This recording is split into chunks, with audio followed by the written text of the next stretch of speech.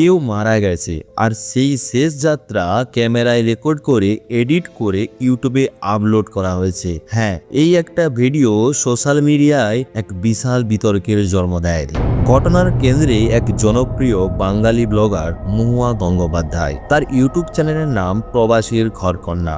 আমেরিকায় বসে প্রতিদিন জীবন, রান্না, পরিবার এইসব নিয়ে তার ব্লগ। উনি এমন ব্লগ করে থাকেন, আমিও ওনার একটা ফ্যান, কারণ আমি সাধারণত অনেকের বাংলাতে ব্লগ দেখেছি, কিন্তু ওনার যে একটা বলার ধরন সেটা খুব আমার ভালো লাগে। কিন্তু কয়েকদিন আগে তার জীবনে ঘটে এক দুঃখজনক ঘটনা। তার শাশুড়ি মারা যান। লজিক্যালি এমনি ভাবুন, সাধারণত এই সময় পরিবার শোক পালন করে, ক্যামেরা বন্ধ থাকে, কিন্তু এখানে ঘটল উল্টোটা। হাসপাতাল থেকে মরদেহ আনা আর পরিবারের কান্না, শেষ যাত্রা, এমনকি শ্মশানে যাওয়ার মুহূর্ত সবকিছু রেকর্ড করা হয়। আর তারপর সেই ভিডিও আপলোড করা হয় ইউটিউবে। ভাইরাল হতে সময় লাগেনি, শুরু হয় তীব্র সমালোচনা। ব্যক্তিগত শোকের মুহূর্ত কি কন্টেন্ট হতে পারে? কিন্তু ভিডিওর একটা বিশেষ অংশ মানুষকে আরো বেশি অবাক করে। ভিডিওতে নিজের মেয়েকে বোঝাতে গিয়ে মহুয়া বলেন, ক্রিমেটোরিয়ামের বৈদ্যুতিক চুল্লি দেখতে নাকি অনেকটা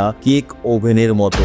মানুষ রেগে যায়, কমেন্ট সেকশনে হাজার হাজার প্রশ্ন। এটা কি সহানুভূতি নাকি কন্টেন্ট? মহুয়া অবশ্য সাফাই দিয়েছে, বলেছে এটা টাকা রোজগারের জন্য নয়, পরিবারের অনুমতি নিয়েই ভিডিও করা হয়েছে। কিন্তু বিতর্ক থামেনি, কারণ প্রশ্নটা এখন ঘুরছে, কেউ মারা গেলে তার শেষ মুহূর্ত কি শুধু স্মৃতি হিসাবে রাখা হয় নাকি ইন্টারনেটের কন্টেন্ট হিসাবে? আর সবচেয়ে অবাক করা তথ্যটা হলো, এই তীব্র শোকের বিতর্কিত ভিডিওটা ইউটিউবের অ্যালগোরিদম মাত্র কয়েক ঘন্টার মধ্যে লক্ষাধিক মানুষ দেখে ফেলেছিল। উনি যে এই ভিডিওটা রিলিজ করে কতটা ঠিক কতটা ভুল করেছেন সেটা আমি বলতে পারবো না, তবে এইটা ঠিক, আপনার যখন সাবস্ক্রাইবার বাড়বে তখন আমার দায়িত্বটাও বেড়ে যায়, আপনি কি দেখাবেন কি দেখাবেন না।